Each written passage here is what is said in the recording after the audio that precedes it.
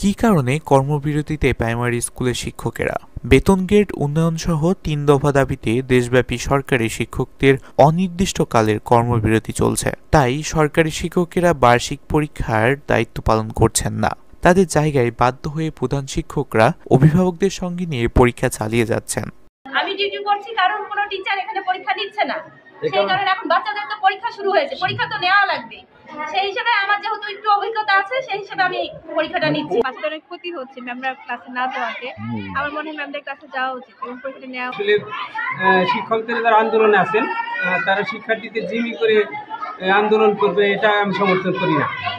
আমি চাই যে শিক্ষার্থীরা, যে সমস্ত শিক্ষকরা আন্দোলনে আছেন তারা পরীক্ষা যথারীতি পালন করুক, পরীক্ষার ডিউটি, এবং পরবর্তী পর্যায়ে আন্দোলন থাকলে আন্দোলন করবে এবং ঊর্ধ্বতন কর্তৃপক্ষের সাথে প্রয়োজনীয় মত বিনিময় করবে। আমরা আগেই বলেছিলাম যে আমরা পরীক্ষা বর্জন করব এবং 15 দিবস কর্মবিরতি পালন করব, কিন্তু সেই ক্ষেত্রে আমাদের প্রধান শিক্ষকগণ এই বিষয়টাকে মেনে নেননি। ওনারা যথারীতি প্রশ্ন এনেছেন এবং পরীক্ষা নেওয়ার জন্য প্রস্তুতি নিয়েছেন। আমরা বারবার বলেছি যে আমরা কর্মবিরতি পালন করতেছি, তো সেই ক্ষেত্রে আমরা পরীক্ষা অংশগ্রহণ করব।